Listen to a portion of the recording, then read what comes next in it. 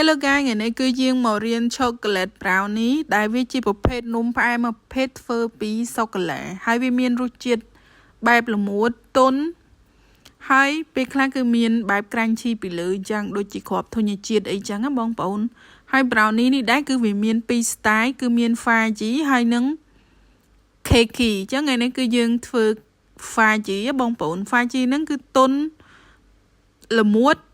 ហើយញ៉ាំទៅវារៀងលាយក្នុងមាត់ណាហើយបើថា cakey brownie គឺវាមានរសជាតិស្រាលជាង cake ចាឥឡូវនេះគឺយើងចាប់ផ្ដើមធ្វើហើយចាអញ្ចឹងយើងចាប់ផ្ដើមធ្វើក្រុមទី2យើងដាំក្រុមទី2ឲ្យពុះហើយឲ្យវារលាយស្ករហើយសម្រាប់ក្រុមទី1គឺយើងដាក់លាយបញ្ចូលគ្នាឲ្យទុកវាមួយឡែកសិនណាបងប្អូនដើម្បីដាក់ដាំអាក្រុមទី2មិញហ្នឹងឲ្យចាក់បញ្ចូលទៅកូរជាមួយគ្នាបងប្អូនប៉ុន្តែមុននឹងកូរតើយើងដាំវាឲ្យពុះរលាយស្ករសិនហើយមួយទៀតគឺក្រុមទី4ដូចជាពងហើយនឹងស្ករហ្នឹងក៏យើងដាក់វាយវាឲ្យសព្វដែរចាំចាក់ចូលជាមួយក្រុមទី1ដូចគ្នាហើយបន្ទាប់មកយើងបើកភ្លើងឲ្យហើយសិនមកដោយសារតែពេលបើកភ្លាមវាមិនឡើងដល់កម្រិតសីតុណ្ហភាពដែលយើងចង់បានទេអញ្ចឹងយើងបើកទុកអញ្ចឹងណាអូខេអញ្ចឹងអានេះគឺក្រុមទី2គឺមានប៊ឺ fresh milk ហើយនឹងស្ករហ្នឹង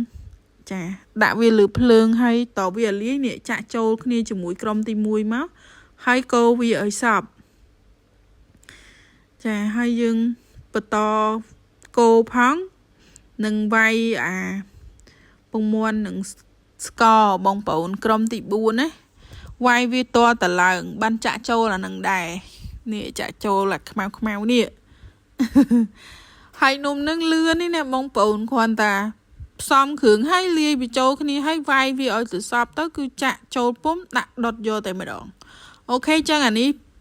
ក្រុមទី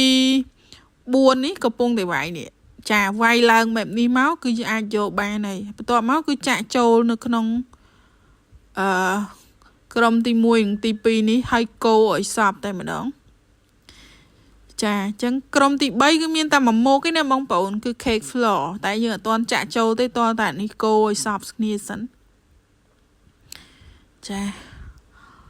ហើយប្រហែលអីខ្ញុំទៅសេដាក់នៅលើហ្នឹងបងប្អូនអាចមើលបានអញ្ចឹងណា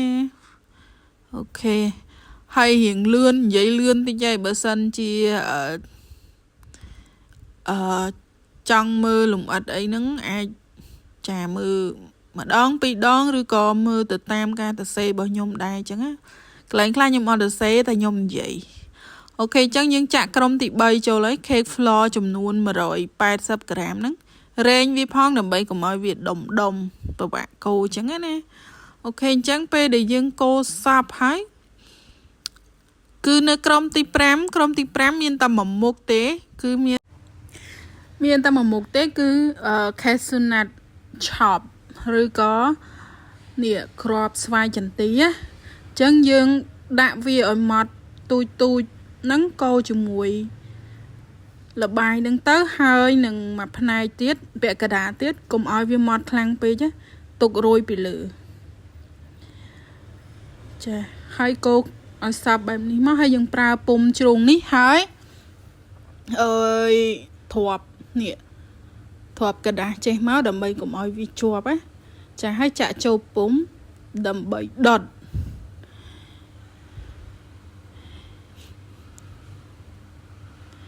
ចាអញ្ចឹងយើងវីវាឲ្យសព្វស្មើសាច់មកចាដើម្បីមើលទៅកុំឲ្យវាផុសឡើងឬក៏វាផតត្រង់ណាអីចឹងណាអូខេហើយបន្ទាប់មកយើងរោយគ្រាប់ស្វាយចន្ទីដែលយើងដំមិនសូវឲ្យម៉ត់ទេហើយរោយពីលើទៅ